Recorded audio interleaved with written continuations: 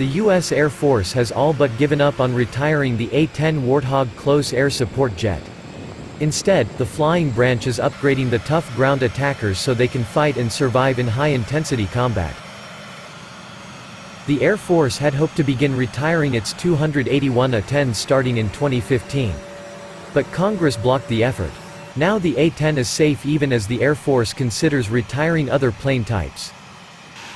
Acting Air Force Secretary Matt Donovan stoked speculation that the service will retire the A-10 after announcing that its FY21 budget request will include controversial changes such as the divestment of legacy aircraft, Valerie Sinha reported at Defense News. From Defense News, but speaking at the conference later that day, Lieutenant General Timothy Fay, Deputy Chief of Staff for Strategy, Integration, and Requirements, confirmed that the A-10 is not one of the aircraft under consideration for divestment and will stay in service until the 2030s. Short answer, no, Fay said when asked whether the Warthog is on the cutting block. I will tell you, I wish the response had been that the Air Force is actually bold enough to get after the threats that we're facing. The Air Force acquired the subsonic, twin-engine planes in the 1970s and 1980s in order to destroy Soviet tanks. The stubby Warthog with its powerful 30mm cannon proved effective as a close air support aircraft in Iraq and Afghanistan. Despite its popularity with ground troops, the Air Force wanted to retire the A-10 early in order to free up around $5 billion for other investments.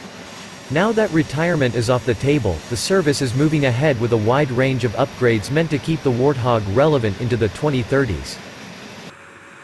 The new upgrades come after the completion, at the end of July 2019, of a first re-winging program that saw the installation of new wings, built by Boeing, on 173 A-10s, Stefano D'Urso reported at the Aviationist.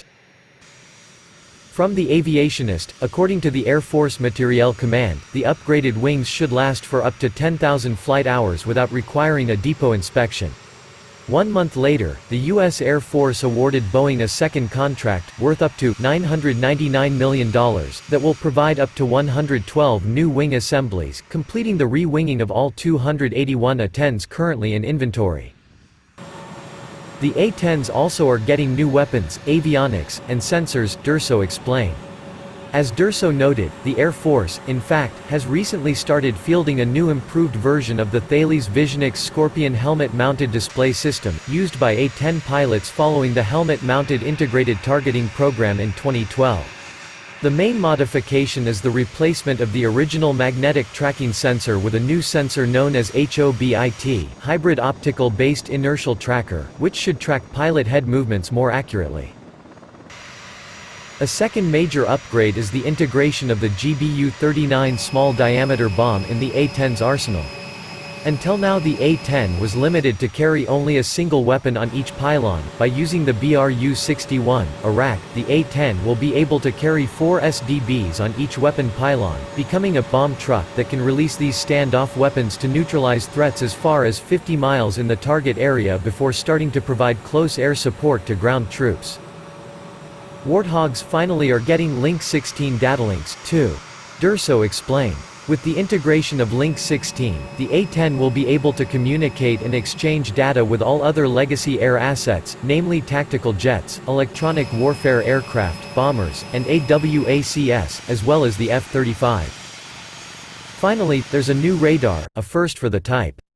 The last known upgrade is the integration of a synthetic aperture radar pod to supplement the existing targeting capabilities provided by the Sniper and Lightning targeting pods.